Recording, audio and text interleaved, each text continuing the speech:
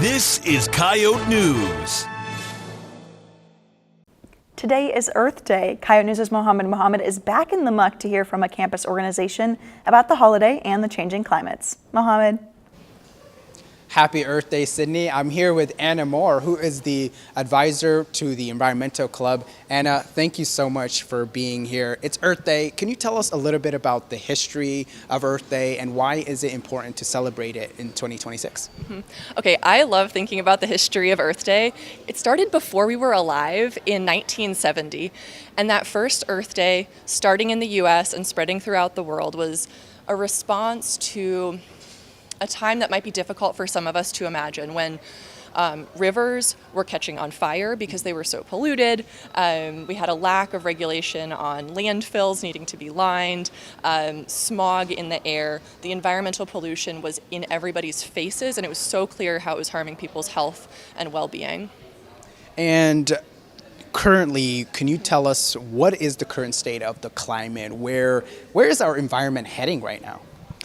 Yeah, so if we just want to think about the climate of our planet, for the past decade or so, each year has been the hottest year on record, measured by average global temperature.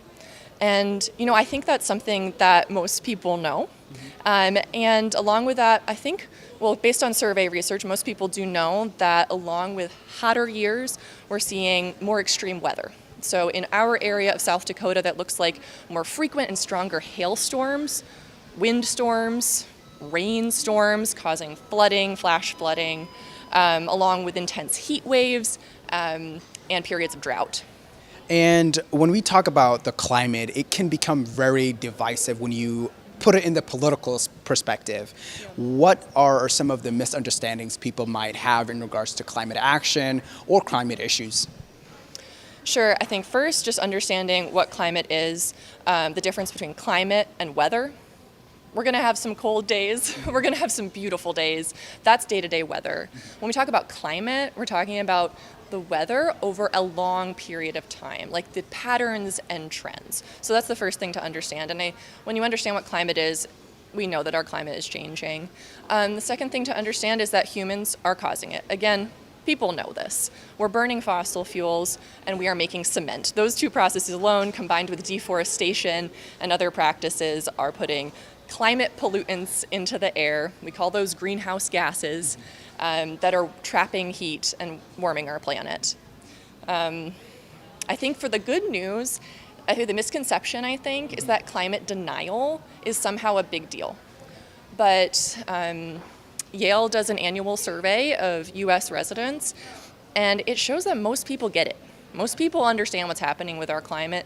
Climate denial sorts of things, like, humans aren't causing it, it's not happening, that gets sort of more attention than it deserves. And last question, how can a student get involved today? What can they do to help? There are so many things. I think first, identify what you enjoy doing. There's so many actions you can take. We might as well do things we want to be doing. And then the second thing is to just get involved with other people. So the Environmental Club is a great way to do that. I'm seeing students that I'm so proud of finding others who share their interests and getting involved in advocacy. Perfect. Thank you so much, Anna. Live from the muck, I'm Mohammed. Thanks, Mohammed. More information about the group's activities for Earth Day can be found in the Volant.